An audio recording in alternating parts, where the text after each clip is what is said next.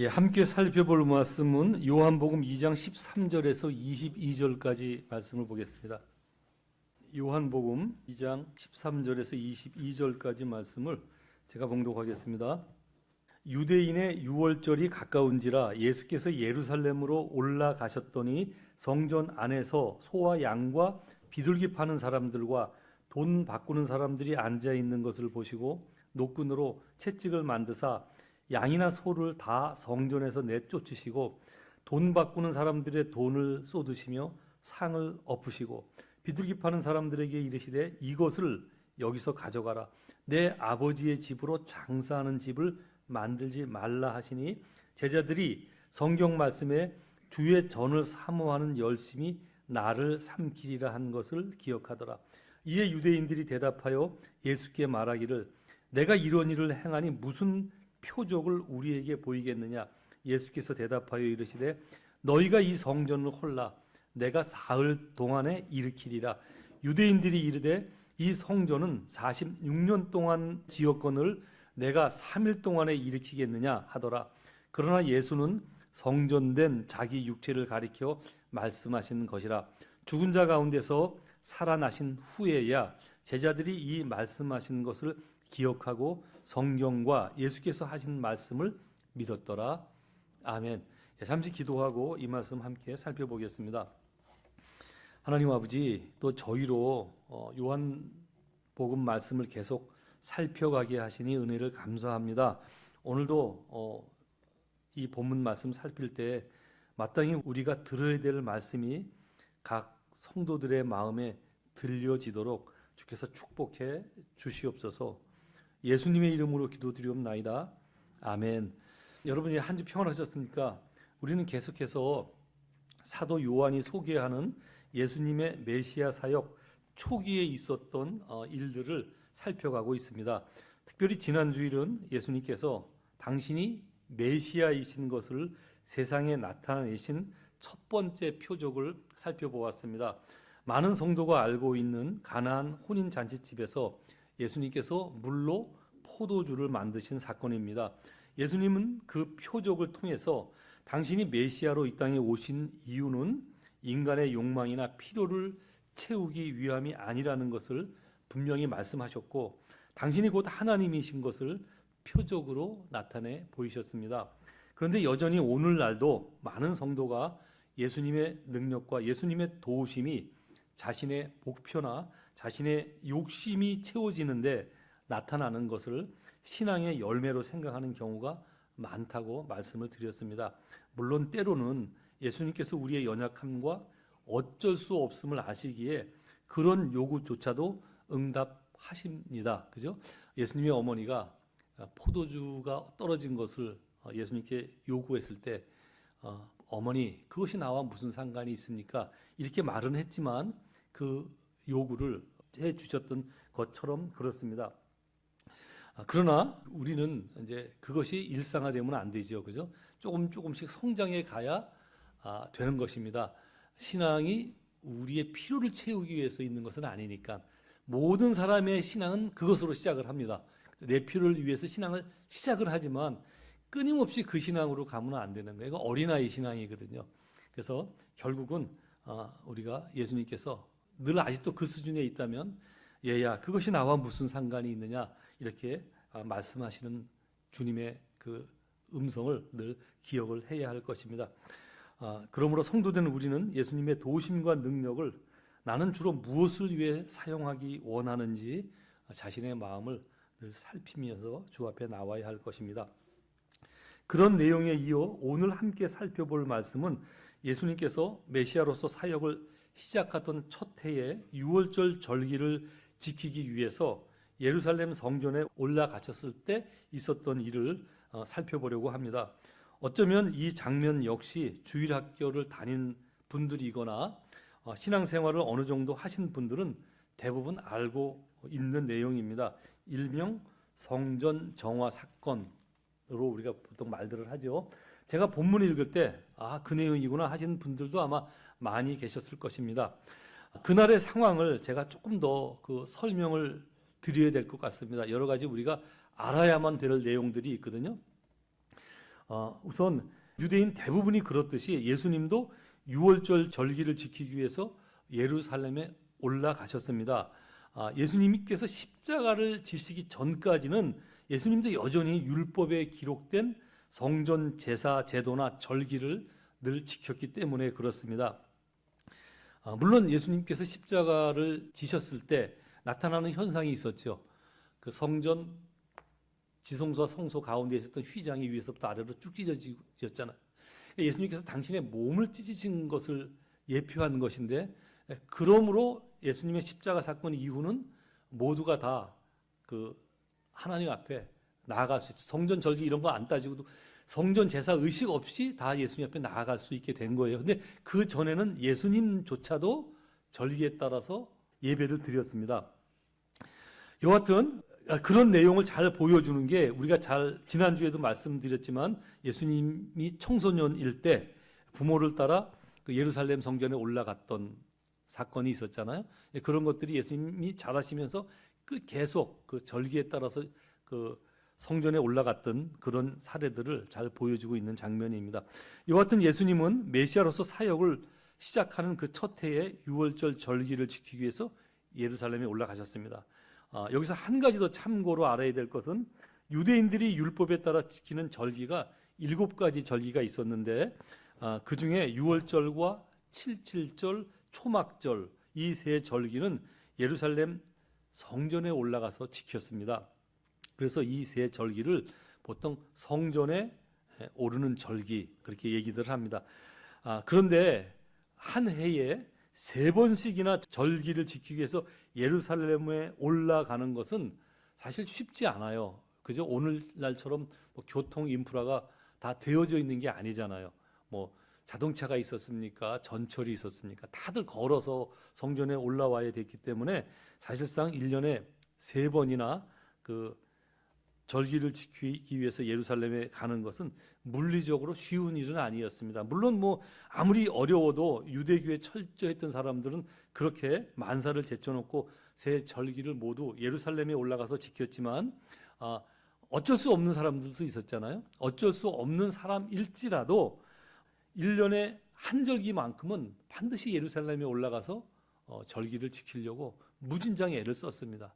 온 1년의 삶을 그 절기 지키는데 초점을 맞췄다 해도 과언이 아닌 절기가 있었거든요. 그 절기가 유월절입니다. 예, 유월절은 이스라엘 백성들한테 매우 중요한 절기였거든요.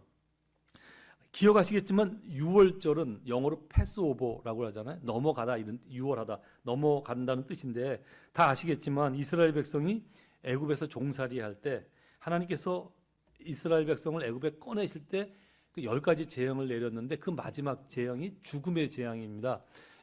그러니까 애굽 전역에 내렸던 죽음의 재앙이었지만 하나님께서 이스라엘 백성만 그 죽음에서 건져내셨거든요. 그러니까 죽음을 넘어섰다라는 뜻에서 하나님께서 이 날을 절기로 정해서 너희가 영원히 기억해라.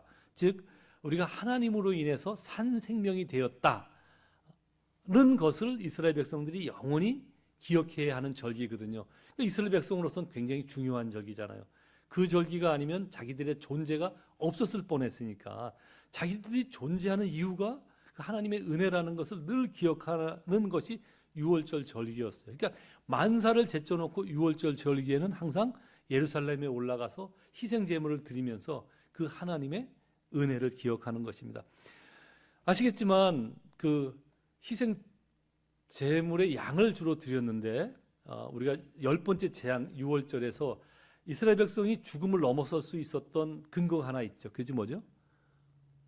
어린 양의 피잖아요. 어린 양을 잡아서 그 피를 문설주에 바르면 그 죽음을 넘어설 수 있었잖아요.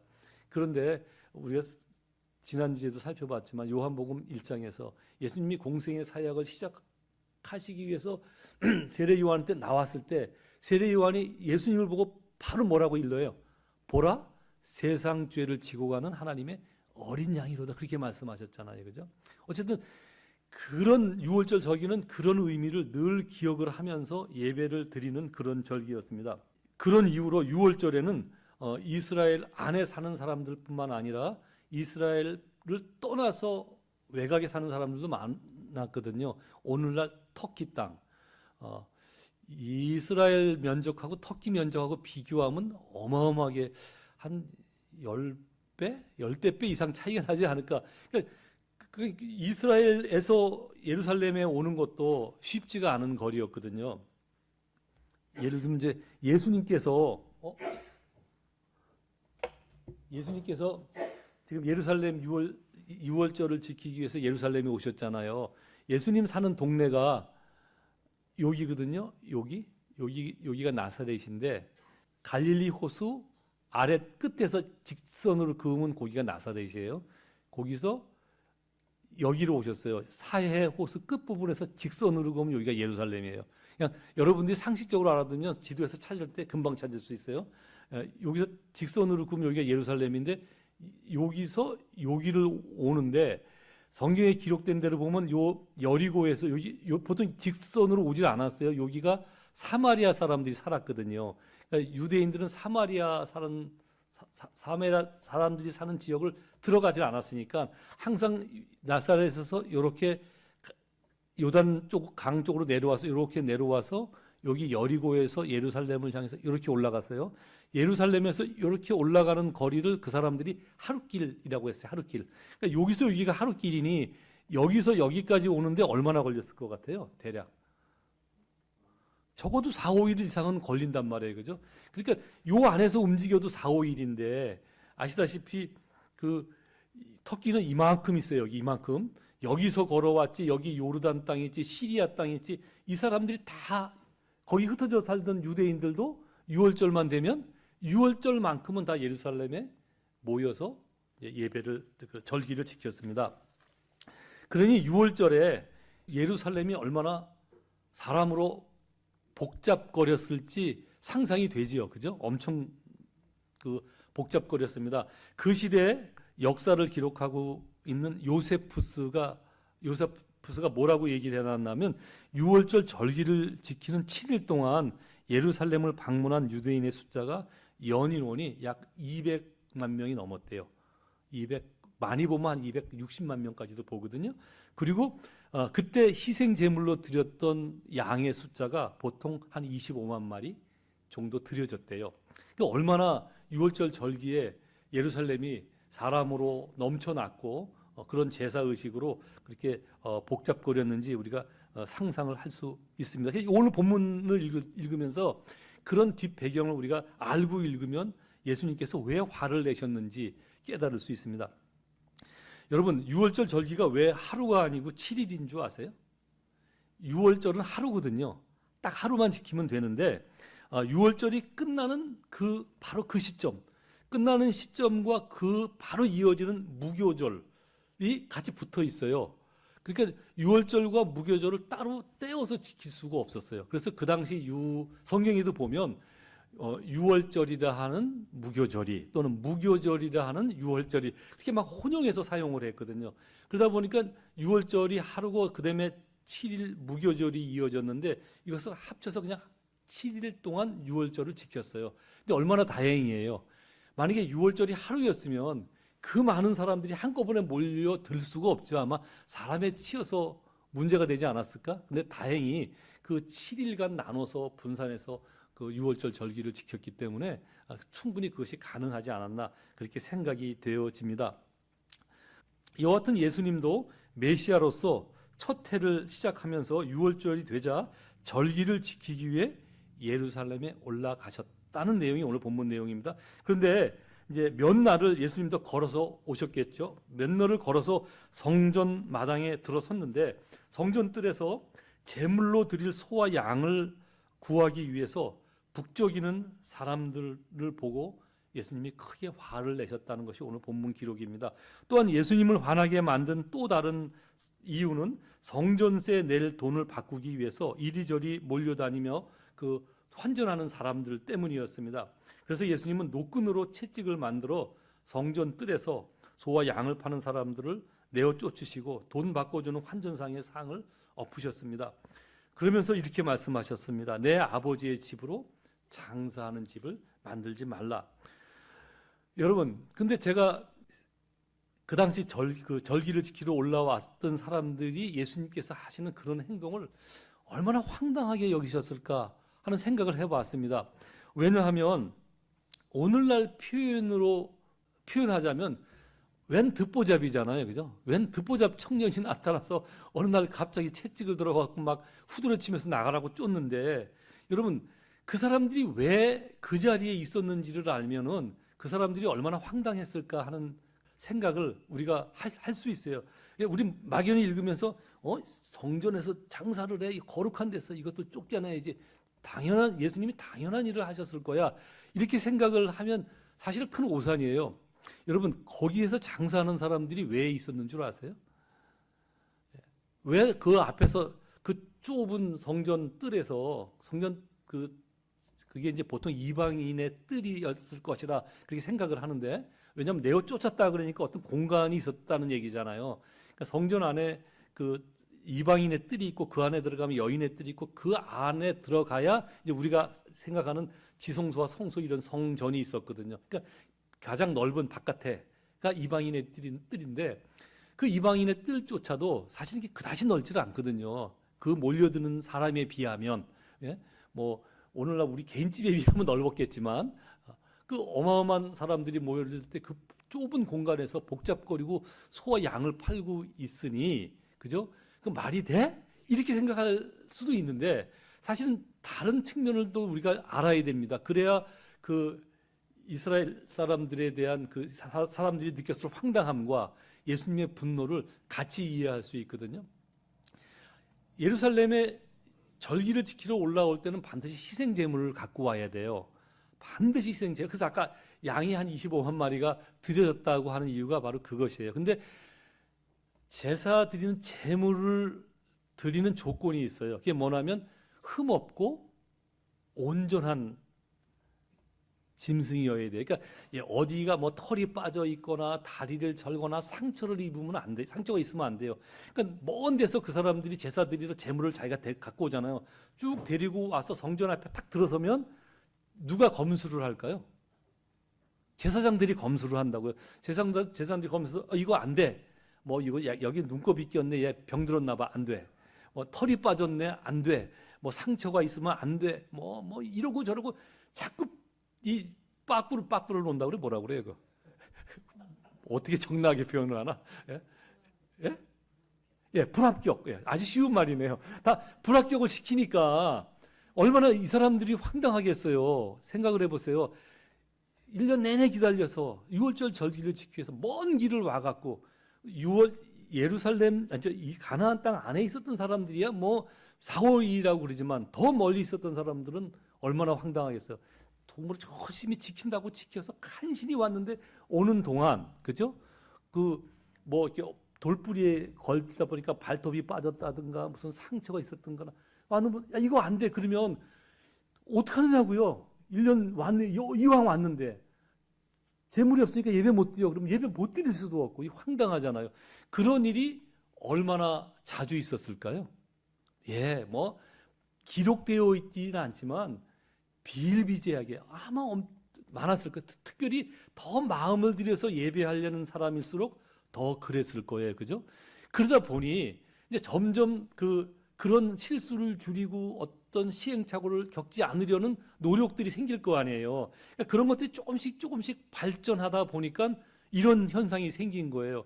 처음에 잘은 모르지만 그러지 않았을까 생각이 되어져요. 이제 들고 막 이제 자기 동물을 데리고 오는데 예루살렘 근처까지 거의 다 왔는데 보니까 어느새 얘가 뭐 다리를 절고 있거나 뭐 털이 빠졌거나 그랬을 거예요. 그러면 어떻게 하겠어요? 예루살렘 근처에 어떤 다 그 목동 치는 저기 여리고에서 오는 그 사이에도 양 치는 사람들이 많았을 테니까 근처에 찾아가서 깨끗한 양하고 야 바꿀래? 그러면 양 한 마리에 뭐 예를 들면 2만 원이라면 그러면 안 되겠죠, 그죠? 20만 원, 20만 원이라면 그럼 내가 내 양을 주고 거기다 웃돈을 더 얹어줄 테니까 너 양 중에서 깨끗한 것 좀 바꿔줘. 그래서 짧은 거리니까 그 다음부터는 맨 처음에 그러지 않았을까? 왜냐하면 그 기록된 대로 구별해서 구분했다가 드려야 되니까, 그죠? 그렇게 했을 거예요.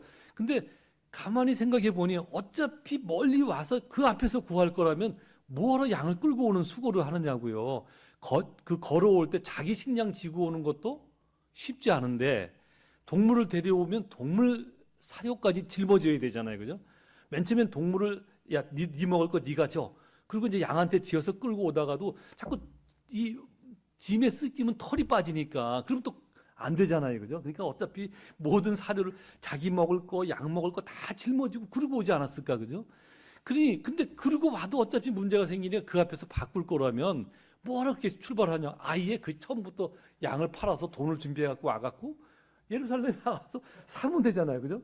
그러니까 자꾸 이제 그렇게 발전되어 온 거예요. 발전되어 오다 보니까 웬만한 사람들은 다 그 앞에 와서 가까이 있는 사람들은 자기 끌고 오지만 조금 거리가 먼 사람들은 다 예루살렘 성전 앞에서 장사들한테 소와 양을 사는 거예요. 그래서 제물로 드린 거예요. 또 그렇게 슬슬 하다 보니까 그 장사가 잘 되겠어요? 안 되겠어요? 잘 되지요. 그러니까 너도 나도 장사하려고 그러니 그 또 질서가 생겨야 되잖아요. 그러니까 그 성전 뜰 아니니까 그 허락하고 안 하고를 누가 주권을 갖고 있었냐면 제사장들이 주권을 갖고 있었어요. 그 제사장들한테 잘 보이고 그 자리가 굉장히 노란 자리거든요. 진짜 그 사료에 의하면 윗돈을 주고 가서 산 거예요. 그 제사장이 대제사장이 파워가 있었거든요. 어떻게든지 줄을 대서 윗돈을 대고 웬만한 사람들이 다 와서 맨 처음부터 자기 양을 끌고 왔지만 시간이 흐를수록 그 자기한테 손해예요, 그죠? 자칫 잘못하면 제사를 못 드릴 수도 있고 또 다시 와야 되고 그러니까 끊임없이 끊임없이가 아니라 점점 그 앞에서 그 소와 양을 사서 제사를 드리는 사람이 많아졌던 거예요. 그 사람들의 파워는 점점 커지고 제사장들은 그게 무기가 됐잖아요. 또 검수하는 것도 자기 주권이니까 안 돼 그러면 결국 자기 돈 또 다 더 들어오는 거잖아. 안 그랬겠어요? 예. 제사장들이 그 당시 굉장히 진짜 하나님 앞에 제사 드리는 맨 처음엔 그런 마음으로 시작하진 않았을 거예요. 온전하게 제사를 드리는 것에 대한 책임이 있으니까 그렇게 시작했겠지만 자기도 모르게 계속 점점 시간이 흐르면서 그렇게 발전해 가니 자기가 검수를 하고 권한을 누리고 또 한편으로는 뒤쪽으로는 허락을 해서 이것도 제가 볼 때 처음부터 나쁜 마음은 아니었을 거예요. 안 그렇겠어요, 그죠? 제사를 드려야 되니 이 사람들의 편리를 위해서 네가 좀 와줘. 근데 거기서 자꾸 이윤이 발생을 하고 그러다 보니까 점점 그런 상황이 되지 않았을까 생각이 되어집니다. 이와 같은 그런 상황이 벌어진 거예요. 그리고 또 하나 돈 바꾸는 사람들 다 상을 엎으셨다고 그랬는데 왜 환전세양이 필요했나 하면 유대인들은 율법에 따라서 20세 이상 된 남자들은 무조건 1년에 한 번 성전세를 내야만 했어요. 이 성전세가 중요한 것은 그 당시 다 세금을 냈잖아. 세금을 걷는데 로마가 걷었어요. 로마 사람들이 걷은 세금은 다 로마로 갖고 갔어요. 로마를 위해서 썼다고요. 그런데 성전세만큼은 유대인들에게 쓰라고 허락을 했거든요. 왜냐하면 이스라엘 사람들이 성전에 미쳐 있는 사람들이라는 걸 유대인들이 알았어요. 로마 사람들이. 그 사람들이 너무 성전 그러고 사니까 그래 그러면 내가 너희들 성전 지키라고 돈을 줄 수 없으니 너희들이 율법에 기록된 성전세를 걷어서 너희가 그 성전세를 가지고 예루살렘 성전을 유지 보수하는데 사용해라. 이제 그렇게 시간이 흐르면서 그렇게 되어졌거든요. 그래서 이스라엘 사람들은 성전세 내는 것이 그들의 큰 자부심이었어요. 아까워하지 않고 늘 기다렸다 그래서 자부심을 갖고 성전세를 냈거든요. 근데 문제는 그 당시 통용되는 화폐는 로마 화폐예요. 우리가 말하는 달란트, 데나리온 이런 게 다 로마 화폐인데 성전세만큼은 유대인이 이스라엘 화폐로 받았어요. 보통 세겔, 오늘날도 그 이스라엘 화폐 단위가 세겔이잖아요. 세겔 돈을 받았다고요. 그러니까 평상시 쓰는 돈이 아니라 이게 사실 쉽지가 않아요. 늘 이제 1년에 성전세를 내기 위해서 대부분 준비해서 왔지만 준비하지 못하고 왔을 수도 있잖아요. 그죠? 그 준비하지 못하고 온 사람들은 그 앞에 와서 로마 돈을 내고 이스라엘 화폐로 바꿔서 성전세를 내고 갔다고요. 자랑 삼아서. 이 성전에 돌기둥 돌짝 하나는 내가 만든 거야. 제가 일부 예배 때도 그 얘기했는데 우리 학부 학생들하고 이제 월요일 날 그 이제 구약 개론을 하는데 요즘 잠시 이제 멈췄지만 구약 개론을 하는데 학생들이 그런 얘기하고 내가 낸 세금으로 여기 뭐 창문짝 하나는 내가 만든 거야. 뭐 그런 얘기를 하더라고요. 이스라엘 사람들도 그랬단 말이에요. 내가 성전세 내는 거 같고 여기 뭘 하나 했겠지. 늘 그런 자부심을 갖고 이렇게 성전세를 냈거든요. 근데 어떻게 해요? 로마 이스라엘 화폐가 없으면 돈을 바꿔야 했던 거예요. 그래서 성전세를 내고 갔다고요. 여러분, 그런데 왜 예수님은 그런 사람을 다 내어 쫓으셨죠? 예수님이 뭐 잘못된 거 아닌가요? 그죠?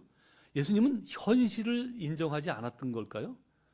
왜 느닷없이 채찍을 들어서 그들을 다 치시면서 내어 쫓느냐 말이에요. 그 사람들 입장에서 얼마나 황당했겠냐고. 난 이거 없으면 예배 못 드리는데, 그죠? 어떻게 이런 일이 벌어지지? 그러니 지금 예수님의 화와 이스라엘 백성들이 이 황당해하는 것을 우리가 다 이해를 하고 있어야 돼요. 그래서 우리가 한때는 한국교회 목사님들도 왜 화를 내셨지? 그러다 자꾸 장소에 집중을 했습니다. 이게 성전에서 장사를 해서 그렇구나. 그래갖고 그걸 어떻게 적용을 시켰냐면 주일날 교회에서 장사하지 말아라. 막 그렇게 근데 교일날 교회에서 장사를 했을까요? 안 했을까요? 사실 장사라 그러면 뭐하지만 여전도회나 이런 여전도회 그죠? 그런 데서 이 펀드를 했거든요. 펀드레이징을 했어요. 바자회 같은 거. 그래서 뭐 참기름도 짜서 팔고 회비 내는 돈 갖고는 그 여전대 활동하는데 좀 부족하니까 그걸 더 보충하기 위해서 참기름도 만들어서 팔고 떡도 만들어서 팔고 가래떡도 팔고 막 그랬거든요. 근데 교회에서 그거 하면 안 된다고. 그래갖고 오늘 하던 게 다 없어지고 그랬어요. 뭐 그 당시도 좀 그렇게 그 본질을 아는 사람은 뭐 목사님들은 뭐 괜찮다고 그렇게 했는데 좀 주로 제가 이제 보수교단을 나왔는데 이 보수교단 목사님들은 말이 돼 막 이렇게 장사하면 안 돼. 그러니까 장사 안 하려니까 어떻게 하는 줄 알아요? 주일날 와서 그냥 갖고 가요. 그리고 돈은 주일날이 아는 날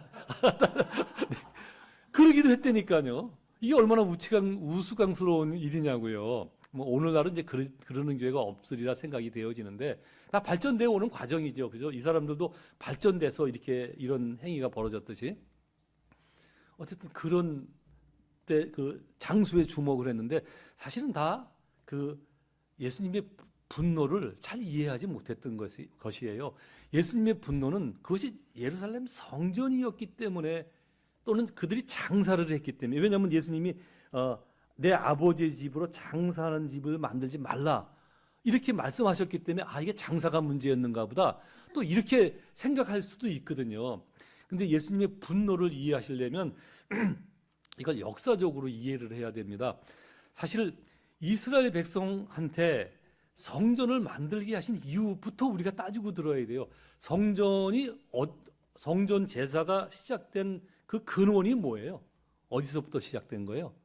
성막, 그죠? 그럼 성막은 왜 만드셨죠? 하나님을 만나는 장소잖아요. 이스라엘 백성이 애굽에서 빠져나와서 하나님과 이스라엘 백성 간에 이제 언약을 맺잖아요. 공식적으로 이스라엘 백성은 하나님의 백성이 되고 하나님은 그들의 하나님이 되는 언약을 맺는다고요.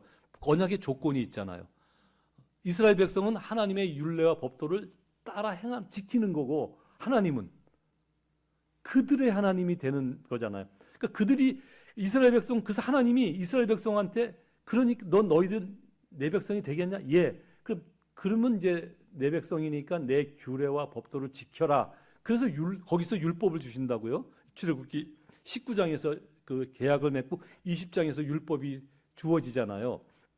근데 그러면 그건 이제 이스라엘 백성이 해야 될 조건인데 그럼 하나님은 그들의 하나님인 조건을 지켜야 되잖아요. 어떻게 지킬 거예요, 하나님이? 하나님이 그 조건을 지키기 위해서 근데 하나님이 신이시니까 안 보이니까 그걸 가시적으로 이스라엘 백성들이 생각에 하나님이 우리와 함께 하신다는 것을 깨닫게 하시려고 이스라엘 사람들의 진중에 하나님이 거하시는 성막, 막사를 지으라고 명령하신 거예요. 그래서 이스라엘 백성들은 그곳에 하나님이 거하시는 줄 알아요. 그래서 늘 하나님을 만나러 왔어요. 그 만나는 통로로 열어놓은 게 제사예요. 예배라고요. 예. 절기가 다 그런 거예요. 다 그런 용도로 하나님을 만나러 올 수 있는 방편을 만들어 놓으신 거예요. 그러니까 예배드리는 자는 전부 하나님을 만나러 가야 된다는 의식이 있어야 돼요. 그죠? 그리고 유월절 절기가 뭐 하는 절기예요? 자기의 존재, 살아남에 대해서 감사하는 절기잖아요. 그러한 마음을 다 갖고 나와야 돼요. 그런데 이스라엘 백성들이 성전이 지어지자, 성전을 화려하게 지었거든요. 늘. 성전이 지어지면서 시간이 흐르면서부터 그런 의식이 없어졌어요. 그리고 뭐에 집중을 했냐면, 우리가 성전을 이렇게 잘 지었는데, 우리가 성전을 지어서 죄송합니다. 성전을 지어서 하나님을 예배해 드리는데, 이런데 마음이 막 그득그득 찼어요. 그 사례가 어디에 나오나 하면, 오늘 예수님께서 성전 정화 사건을 일으키기 전 약 600년 전, 600년 전은 어떤 때나 하면, 이스라엘 백성이 하나님께서 이스라엘 백성한테 너희들 나한테 돌아오지 않으면 너희들 혼날 거야, 이렇게 막 예레미야 선지자를 통해서 말씀하시던 그 시점이거든요. 그래서 그 말씀 듣지 않자 예레미야 선지자 이후에 바로 이스라엘 백성들이 바벨론의 포로로 끌려가잖아요. 그래서 결국은 나라 자체가 없어지는 징계를 받는데, 그 바로 징계를 받기 직전에 벌써 예수님이, 하나님께서 이스라엘 백성한테 그 말씀을 하셨다고요. 어디에 그게 나오나 하면, 예레미야 7장에 보면 예레미야 선지자가 이렇게 경고를 합니다. 7장 4절인데요. 너희는 이것이 여호와의 전이라, 여호와의 성전이라, 여호와의 성전이라 3번을 반복을 합니다. 성전이라 하는 거짓말을 믿지 말라. 그리고 8절에서 그 말씀을 이렇게 이어갑니다. 보라, 너희가 무익한 거짓말을 의존하는도다. 너희가 도둑질하며 살인하며 간음하며 거짓 맹세하며 바알에게 분향하며 너희가 알지 못하는 다른 신들을 따르면서 내 이름으로 일컬음을 받는 이 집에 들어와서 내 앞에 서서 말하기를 우리가 구원을 얻었나이다. 유월절 지키는 의식이잖아요. 우리가 구원을 얻었나이다. 유월절이 그런 감사를 드리는 거니까 우리가 구원 얻었나이다 하느냐, 이는 이 모든 가증한 일을 행하려 함이로다. 무슨 얘기예요? 그 성전에 오기 전에 거짓 맹세하고 바알에게 분향하고, 바알에게 분향을 왜 했을까요? 잘 먹고 잘 살기 위해서. 바알에게 분향하며 너희가 알지 못하는 다른 신들을 따르면서 간음하면서, 그러다 유월절 되면 예배당에 와서 뭐라고 그래요? 성전에 와서 우리가 구원을 얻었나이다. 그렇게 한다는 거예요. 그런 것을 하기 위해서 우리가 구원을 얻었나이다 하는 행위를 너무 열심히 하고 있다는 거예요. 그 행위를 지 멋대로 살다가 지 멋대로 사는 것에 대한 보상 심리로 주님 앞에 나와서 우리가 구원을 얻었나이다, 그 예배를 드렸다는 거예요. 그래서 11절에 이렇게 하면, 내 이름으로 일컬음을 받는 이 집이 너희 눈에는 도둑의 소굴로 보이느냐.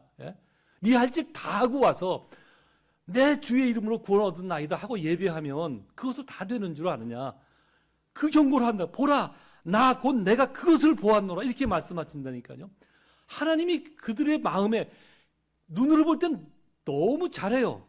와서 내가 보았노라. 우리가 성전을 이렇게 멋있게 짓지 않았습니까? 나는 성전에 와서 예배를 드립니다. 이스라엘 백성들이 600년 전에도 벌써 그 일을 했던 거예요. 처음부터 그랬겠어요? 아니죠. 시간이 흐르면서 계속 조금씩 변질되어졌는데 본인들이 무엇이 변질됐는지조차도 모르는 거예요.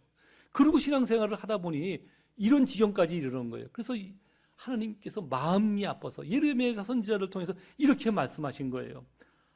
보라, 나 곧 내가 그것을 보았노라. 여호와의 말씀이니라. 여러분, 지금 그러고 나서 600년이 흐른 거예요. 예수님이 왜 화를 내셨는지 아시겠죠? 이들이 여전히 보라, 이것이 여호와의 성전이다, 이것이 여호와의 성전이다, 그러면서 올라와서 유월절 제사를 드리는 거예요. 제사 드리면서 뭐라고 말했을까요? 우리가 구원을 얻었나이다. 그 감사를 드리면서 예배드리지 않았겠느냐고요. 여러분 아시겠지만 성경에는 요한복음은 예수님이 생애 첫 해에 이 성전 정화 사건을 기록하고 있는데, 그 다른 공간복음에 보면 예수님이 사역 마지막 해에 또 그 성전 정화 사건을 또 한 번 하신다고요. 한 번 말씀하셨는데도 안 들은 거예요. 그러니까 또 하셨다니까요. 여러분, 왜 예수님이 화를 내셨는지 아시겠죠? 단지 성전에서 장사를 해? 이 사건, 이 정도 차원이 아니란 말이에요. 아시겠지만 성전 제사를 드리려면 다 필요하잖아요. 오늘날 우리가 예배 드리는데 필요하지 않은 절차가 있어요? 찬송 드려야지요. 그죠? 기도 드려야 되잖아요. 하나님 앞에. 다 주님께 드리는 거잖아요. 다 드리는 거예요. 우리도 다 이런 절차와 이런 것들이 다 필요하다니까요. 근데 여기서 이런 거 없이 드려봐요. 육성으로만. 집사님 되겠어요, 그게? 안 되잖아요. 그죠? 그러다 보니까 이거 사잖아요. 또 조금 더 좋은 거 있네? 또 더 좋은 거 사잖아요. 그죠? 그렇게 되는 거. 자기도 모르게 계속. 그러다 보니까 관심이 어디 있어요? 더 좋은 거, 더 좋은 거. 어떻게 하면 더 구색 맞춰서 화음을 멋있게. 예. 여러분, 우리는 오늘날 성전 제사를 드리지는 않습니다. 왜냐하면 성전 제사로 드려야 될 모든 것을 예수님께서 십자가로 다 해결을 해 놓으셨어요. 그래서 십자가 이후 우리는 예수 그리스도의 이름으로 예배에 참석하는 것을 그 모든 것을 다 할 수 있습니다. 그런데 중요한 것은 우리도 변질되고 있다는 사실을 아셔야 돼요. 그죠? 바짝 긴장하지 않으면 변질된다니까요. 이스라엘 사람들이 처음부터 변질됐던 게 아니에요. 시간이 흐르면서 변질됐던 거예요. 예레미야 선지자가 나서 그렇게 말씀하시니까 이스라엘 백성들이 안 듣었잖아요. 말을 안 듣고 결국 어떻게 됐어요? 바벨론에 포로로 끌려갔다고요. 근데 그들이 거기서 70년 종살이를 하다가 돌아와서 그들은 종교 개혁을 일으키고 정신을 바짝 차린다고요. 우리가 하나님의 백성인데 왜 여기 와서 이 고난을, 이 고생을 했지? 이제 하나님께 돌아가자. 그리고 그들이 참으로 열심히 그 건강한 신앙생활을 했다니까요. 몇 년간. 그때부터 한 400년이 흐른 이때거든요. 400년이 흐르는 동안 또 어떻게 변했어요? 이렇게 변질됐던 거예요. 진짜 바짝 긴장하지 않으면 자꾸 모든 예배에 하나님을 주목하는 것이 아니라 자기 자신의 행함이 드러나는 거예요. 사람은 어쩔 수가 없어요. 이스라엘 백성들도 예배 잘 드려야 되잖아. 그죠? 예배 잘 드려야 되니까 잘 드리려면 좋은 거 드려야 되잖아. 좋은 거 드리다 보니까 이렇게 되는 거예요. 사무엘 선지자가 그 사울 왕한테 뭐라 그래요? 가서 저 블레셋 족속을 싹 다 멸하라 그랬는데 그 사울 왕이 처음 하나님의 마음에 합해서 왕으로 그 택함을 받았지만 시간이 흘러가면서 이스라엘 백성들이 자꾸 사울한테 박수 쳐줬거든요. 야, 당신 최고야. 그러니까 자기가 우쭐한 줄 안 거예요. 그러니까 더 우쭐하기 위해서 뭐래요? 그 좋은 거 싹 갖고 사실 더 우쭐해지려면 더 많이 갖춰야 되니까 데리고 왔어요. 사무엘 선지자가 왜 하나님의 말씀에 불순종하냐? 그러니까 뭐라 그래요? 예, 하나님께 좋은 것 예배하기 위해서 다 그렇게 변해가는 거예요. 이건 뭐 특히 사울이 잘못된 게 아니라니까요. 저와 여러분 뭐가 낫나요? 여러분은 예배하러 나오면서 친정 하나님의 구원에 감사하는 마음으로 예배하러 나왔습니까? 우리 자칫 잘못하면 전부 다 그냥 주님 나 예배하러 나왔습니다. 그리고 자기 모든 삶은 지멋대로 살다 예배하러 나와서 예배하는 것 하나 갖고 자기의 신앙 행위를 다 하는 것으로 퉁치는 경우가 얼마나 많은지 몰라요. 퉁쳤다니까 나는 퉁을 안 쳐 그런지 모르지만 여러분 예배 드리고 나갈 때 다 모든 걸 잊어버리고 나가잖아요. 그게 퉁치는 게 아니고 뭐예요? 그죠? 예배 드렸으니까 내 할 일 다 했어.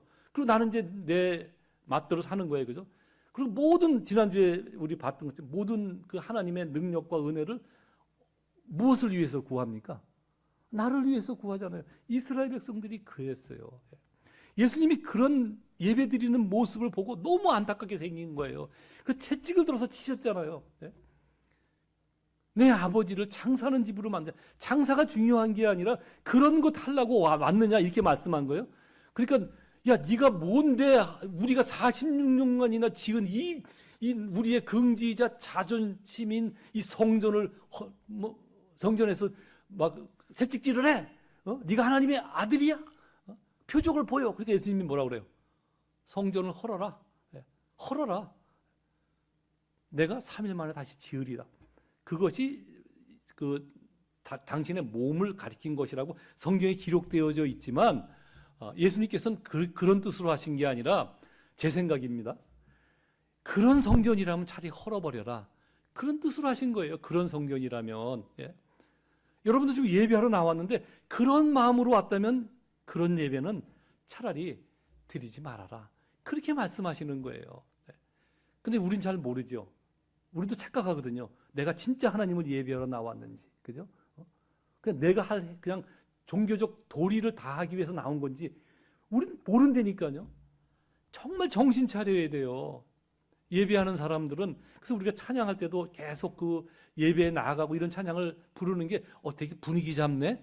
분위기 잡는 거 아니에요. 어떻게 하든지 그 마음을 하나님께 돌이키기 위해서 그냥 왔다가도 찬송 가사에 마음을 돌이켜서 정작 내가 하나님의 은혜가 아니면 내가 이 자리에 어떻게 와 있나, 그죠?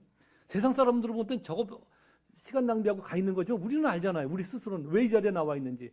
하나님이 아니면 우리가 살 수가 없는 존재이라 하나님을 예배하러 나와 있는데, 실제적으로 몸은 나와 있는데 모든 마음은 다 잊어먹고 앉아 있을 때가 얼마나 많습니까? 엄밀히 말하면 여러분보다는 저 같은 이 예배 인도하는 자들이 정말 조심해야 돼요. 특히 찬양팀들도 그렇고요. 왜냐하면 자꾸 그 예배를 드리는, 아까 제가 이 악기를 예로 들었는데, 우리의 그 퍼포먼스에 관심을 기울이게 되거든요. 좋은 양 드리기 위해서, 그죠? 그렇게 예배가 좀 더 나아지니까. 목사들도 그래요. 마치 제사장이 그렇듯이, 그죠? 처음엔 하나님 앞에 제사를 온전히 드리기 위해서 이건 합격이야, 불합격이야, 그리고 괜찮은 사람을, 좀 좋은 사람을 허락하고 이랬겠지만, 그 점점 가면 갈수록 어떻게 되냐면 자기도 모르게 자기 자존심이 되는 거고 자기의 권리가 돼버리잖아요. 하나님께서 받으셔야 될 영광의 자리에 늘 제사장이 사람들이 그 앞에서 굽신거리니까 그렇게 가는 거거든요.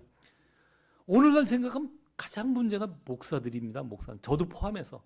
저 포함해서 다 목사들이 진짜 그 예배 하나님께서 받으실 영광의 자리에, 이 자리에 섰다는 이유만으로 얼마나 우리가 조심하지 않으면 그 자리에 서는지 모릅니다. 여러분들도 조심하셔야 돼요. 찬양팀의 예를 들어볼까요? 우리 찬양팀 말고 다른 교회 찬양대, 우리 교회는 안 그래. 다른 교회 찬양대. 온통 관심이, 제 경험으로 얘기할게요. 저도 이제 성가대로 오래 했는데, 우리 지휘하셨던 그 집사님이 그래요. 아주 하나님 앞에 잘 맞는 화음으로 예배를 드려야 된다는 거. 틀린 얘기예요? 맞는 얘기예요? 맞는 얘기잖아요. 그래서 그 예배를 드리기 위해서 이제 주일날 아침에 우리도 그렇지만 최종 마치잖아요. 다른 데 가서. 근데 마칠 때 잘했는데 틀려요. 몇 번에도 안 맞으면 막 지휘봉이 막 날라와요. 막 신경질 막 부리고. 그러니까 모든 사람이 예배를 드려야 되는데 막 속은 막 상하고 막. 저도 젊었으니까 그때 이제 그 한양, 이름은 안 밝혀요.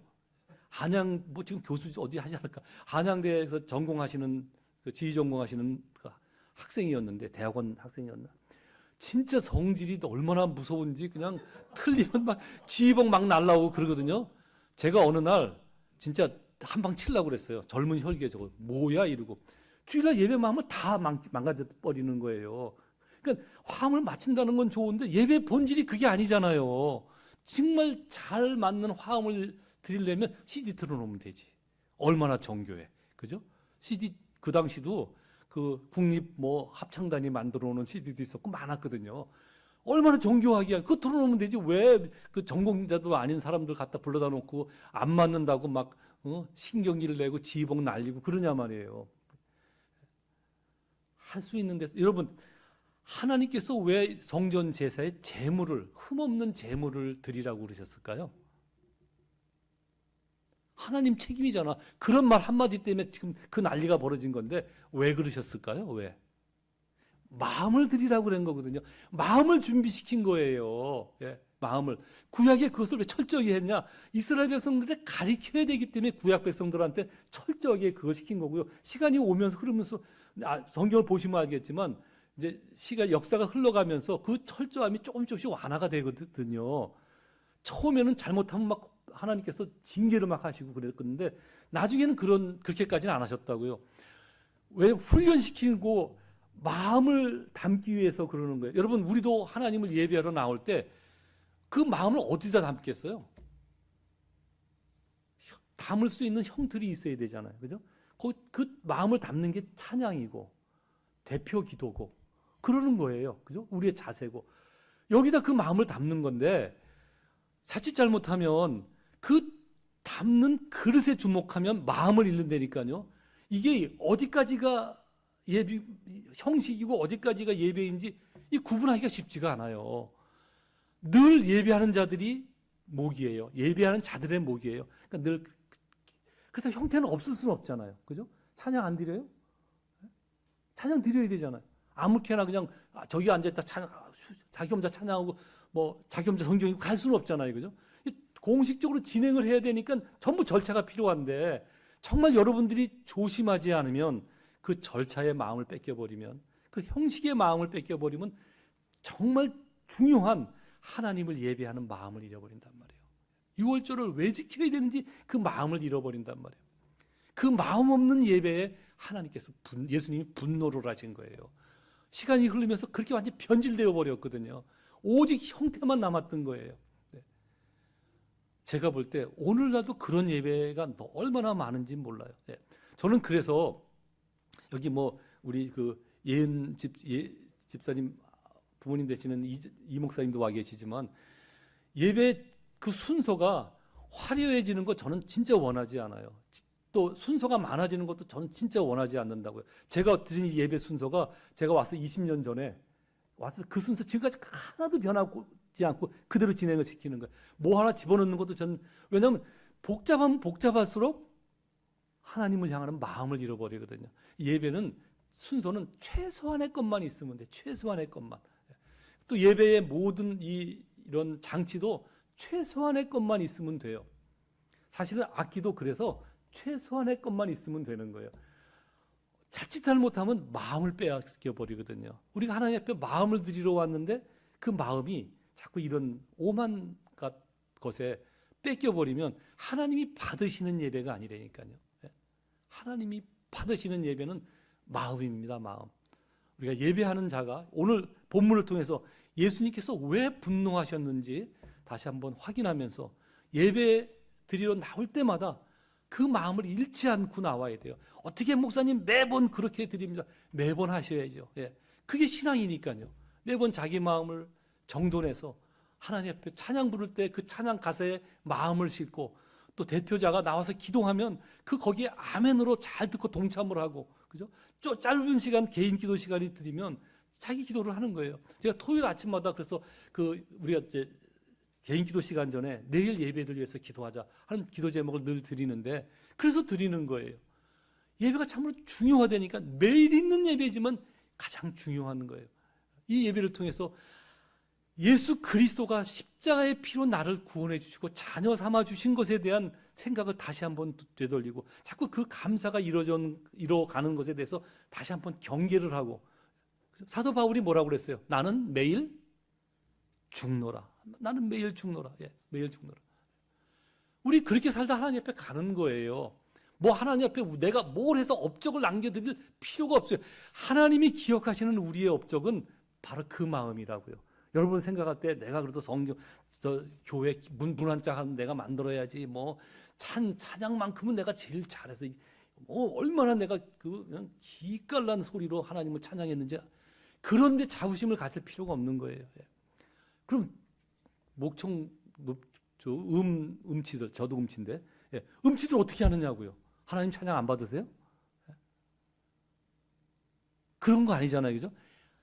마음을 드려 모든 예배 때마다 마음을 드리고 찬양 가사에 마음을 싣고 할 수 있다면 아멘 하려고 그러고 그 짧은 시간 집중하셔서 예배를 드려야 돼요.